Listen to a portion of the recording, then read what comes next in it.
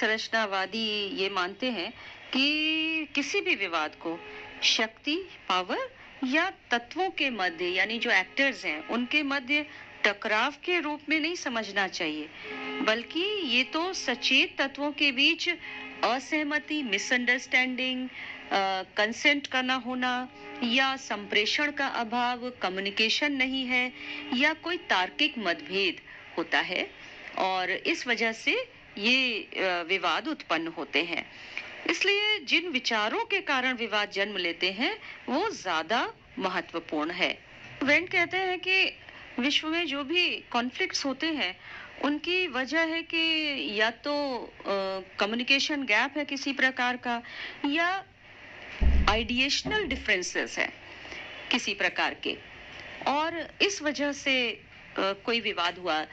जैसे अब हम लोग देखते हैं कि कोल्ड वॉर के दौरान भी ऐसी कोई स्थिति न उत्पन्न हो कि संप्रेषण का अभाव कम से कम न हो। आइडिएशनल डिफरेंसेस तो थे, लेकिन संप्रेषण के अभाव यानी कम्युनिकेशन गैप की वजह से कोई विवाद, कोई तनाव या कॉन्फ्लिक्ट न उत्पन्न हो। इसके लिए अमेरिका और सोवियत संघ के बीच में डायरेक्ट रिलेशंस प्रेसिडेंट्स के बीच में स्थापित किए गए और हॉटलाइन स्थापित किया गया, यानी दोनों देशों के राष्ट्रपतियों के पास जो कि न्यूक्लियर बटन था और कहीं कोई कम्युनिकेशन गैप की वजह से स्थिति खराब ना हो उसके लिए हॉटलाइन संबंध स्थापित किए गए कि दोनों डायरेक्ट बात कर सके, so that there is no communication gap और there is any misunderstanding between the two leaders. तो वेन के अनुसार हमने देखा कि विचार अत्यंत महत्वपूर्ण है और जिन विचारों के कारण विवाद जन्म लेते हैं वे अत्यधिक महत्वपूर्ण होते हैं। जैसे कोल्ड वॉर ही पूरा दो विचारधाराओं के कारण उत्पन्न हुआ, पूंजीवाद और साम्यवाद की विचारधारा के कारण।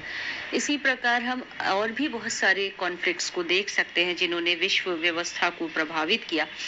और so idea is extremely important, very important for social constructivist, और इसीलिए इन्होंने आइडिएशनल जो एस्पेक्ट है इंटरनेशनल रिलेशन का उस पर फोकस किया है।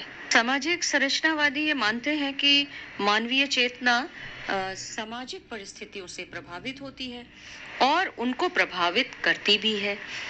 सामाजिक परिस्थितियां मानवीय चेतना के कारण बदलती भी हैं, उनमें भी चेंजेस आते हैं। तो ये जो संपूर्ण विश्व है ये मानवीय चेतना का ही विस्तार है। It is an extension of human consciousness. इसको हम नियमित कर सकते हैं, जैसे हम अपनी चेतना को नियमित कर सकते हैं उसी प्रकार हम जो वैश्विक व्यवस्था है उसको भी नियमित कर सकते हैं। यानी मानवीय चेतना में परिवर्तन करके हम विश्व व्यवस्था में परिवर्तन ला सकते हैं।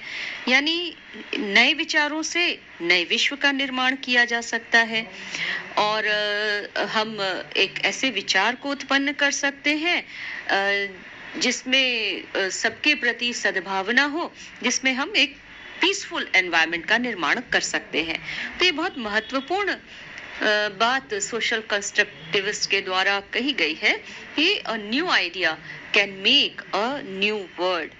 उदाहरण के तौर पर हम मानवाधिकार का विचार देख सकते हैं। मानवाधिकार या ह्यूमन राइट्स का विचार अमेरिका में जन्म लेता है और उसके बाद उसका डेवलपमेंट होता है यूएनओ के माध्यम से, संयुक्त राष्ट्र संघ के माध्यम से। और 1948 में जब यूएन का निर्माण हुआ उसके बाद universal declaration of human rights जारी किया जाता है और धीरे धीरे ये विचार सभी देशों के द्वारा स्वीकार किया जाने लगता है। अमेरिका, ब्रिटेन, यूरोप या आगे जाकर एशिया और अफ्रीका के देशों में भी ह्यूमन राइट्स की बातें कही जाने लगती हैं। दैट इज कि अब मानवाधिकार का विचार क्या हुआ, धीरे धीरे एक नॉर्म का रूप धारण कर लेता है और वो एक मौलिक जो मूल्य है वो बन जाता है और मानवाधिकारों की चर्चा सभी देशों में होने लगती है और इनफैक्ट इसके अंतर्गत चाहे वो महिलाएं हैं या बच्चे हैं या बुजुर्ग हैं, उनके राइट्स की बात होने लगती है और यूएन ने एक पूरा का पूरा डिकेड जो था वो विमेन के राइट्स के लिए और महिलाओं का अधिकार भी मानवाधिकारों की श्रेणी में आता है, ये घोषित कर दिया गया। मानवाधिकारों का जो विचार था उसने पूरा एक इस वैश्विक जो स्ट्रक्चर था उसको तैयार कर दिया।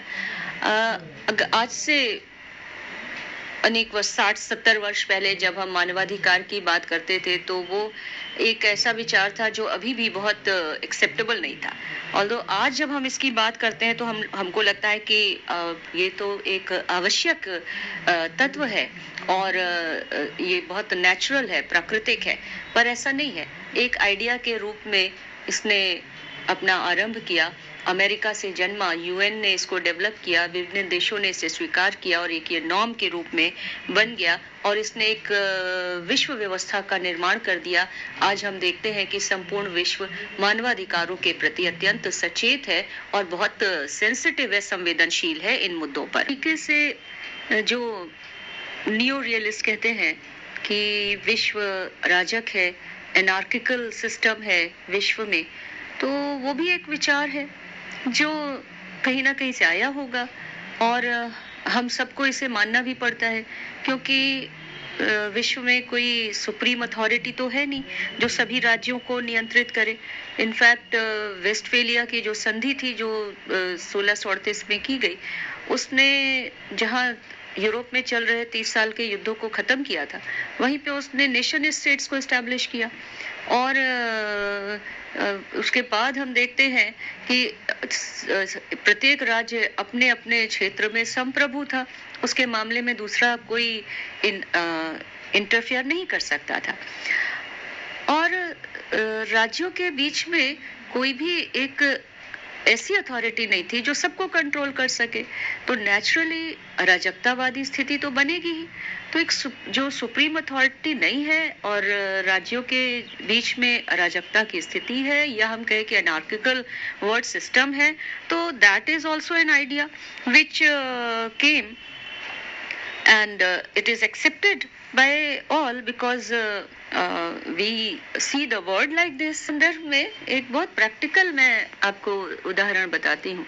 अभी कुछ समय पूर्व एक मूवी आई थी बॉलीवुड की, दृश्यम। नाम से ही स्पष्ट है कि there is a narrative which is constructed and it is constructed so well that everybody believes in that। In fact जिन लोगों ने इस दृश्यम को क्रिएट किया वो भी उसमें विश्वास करने लगते हैं।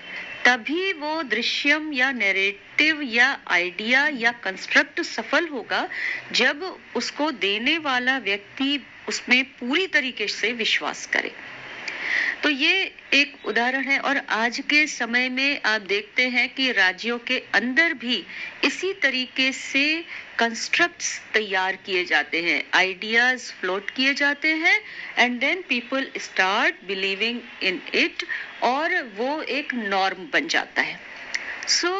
चाहे वो डोमेस्टिक पॉलिटिक्स हो या इंटरनेशनल पॉलिटिक्स हो, दोनों जगह पर हम देखते हैं कि आइडियाज क्रिएट किए जाते हैं एंड एक एनवायरनमेंट, पॉलिटिकल एनवायरनमेंट बनाया जाता है, कंस्ट्रक्ट किया जाता है एंड नेचुरली फिर उसको चेंज भी किया जा सकता है in due course of time and as it is required by concerned people और पार्टीज और स्टेट्स और एक्टर्स। तो फाइनली हम कह सकते हैं कि constructivism in fact acts as a modifier to an existing theory or it is more concerned with the idea, we can say that it it offers an account of the politics of identity। उदारवाद की तरह संरचनावाद भी एक विचारधारा के अंदर काम करता है। बेहतर होगा कि हम इसको आइडिएशनल थ्योरी के तौर पर देखें, क्योंकि इसमें आइडिया पर फोकस किया गया है,